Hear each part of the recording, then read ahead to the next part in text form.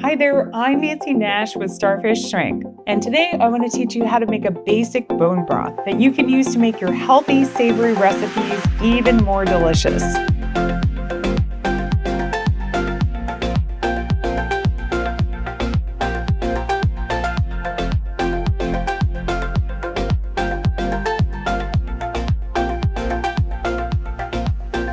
So this recipe is relatively simple and cost-effective, but it does require a little planning ahead. So anytime we grill chicken or we smoke ribs or, maybe we got some goat curry from takeout, I save the bones and I rinse them off and I put them in a big Ziploc bag. The other way I have done this is actually to save the carcass from a chicken or a turkey and freeze it and wait till I'm ready to make the stock. But today, we're just going to use 2 big gallon bags of bones that I've had sitting in my freezer that I've been collecting for the past few months, because that's not disturbing at all. So in a small bowl, I'm going to combine a 1/4 cup of allspice berries, about 6 large bay leaves, a 1/4 cup of whole peppercorns, and I want a good bunch of fresh thyme. So it's probably about 20 sprigs. A little more, a little less is totally fine.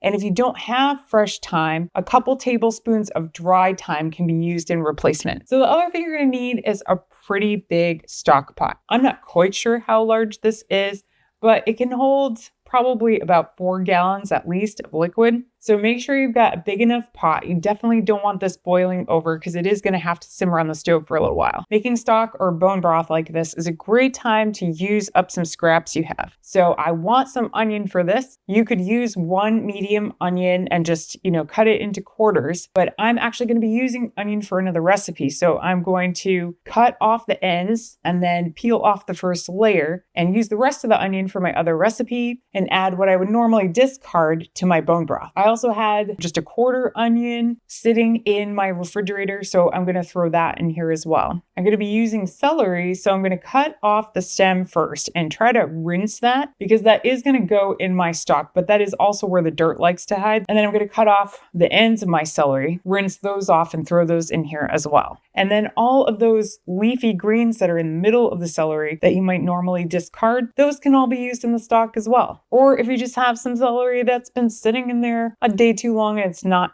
extra crispy anymore, as long as it's not going bad, that could be used as well. So for carrots on hand today, I have baby carrots and they're fresh. So I'm going to be using about 6 ounces, but you could also use whole carrots for this. You could definitely use the tops of the carrots. If you are using whole carrots, then I would just break them down a little bit before you add them into this, just so that they cook and start to release their flavor. So once everything is in the pot, I'm going to add water. I'm going to add 16 to 20 cups of water, and I just want to make sure that everything is kind of covered. The amount of water that you'll add will vary depending on how big your bones are, how many bones you have, how big of a pot you have. And then I'm going to turn it on high and cover the pot. So once it comes to a boil, which will probably take about 10 minutes or so, I'm actually going to turn it down to medium and I'm going to leave it uncovered because we do want this liquid to reduce and we really want that savory flavor to concentrate. This will reduce definitely by 1/3. You could cook it long enough that it reduces by half. So you wind up with 8 to 10 cups of stock. So I cooked mine for an hour and a half. I've also let it go for about 2 hours and had really great results. Obviously, you don't want to leave this completely unattended, but you don't really have to stir it. You really just want it to sit and just all of those flavors to come out of the herbs that we added, really come out of the bones. The cartilage just kind of almost looks like it's getting melty and soft. So you may reach that point after an hour, but I probably wouldn't go shorter than that. So make sure you have some time to commit to this. So this is approximately the color that you want to come out with. It should be,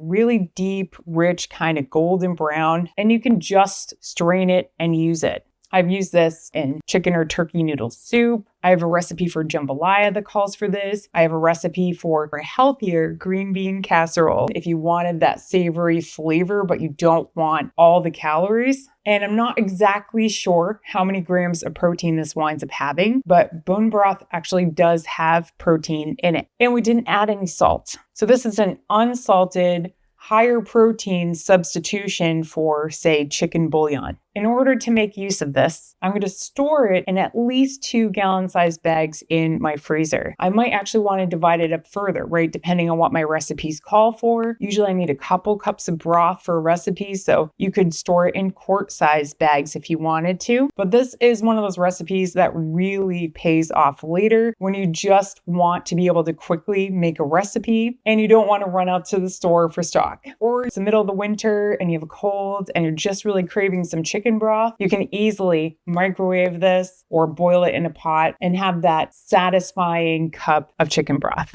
Thanks so much for making time to cook with me today. I'll leave a couple videos at the end that you can use this recipe in. If you're looking for more healthy recipes, workouts, exercise tips, and other healthy lifestyle inspiration, please check out the rest of my YouTube channel. And if you need some one-on-one support putting together your exercise program or nutrition plan, please reach out to me in the link in the description. In the meantime, I look forward to continuing this journey with you, and I'll see you in the next video.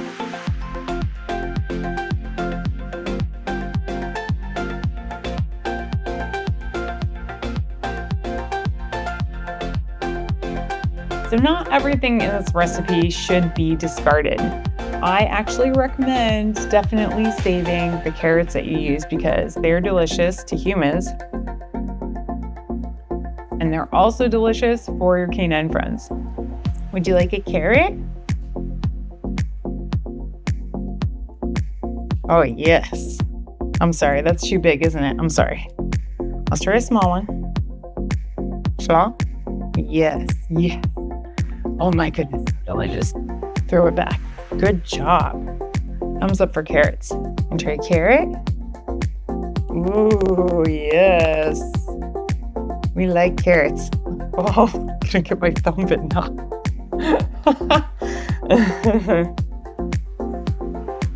Good girl, good girl. Here you go, Max.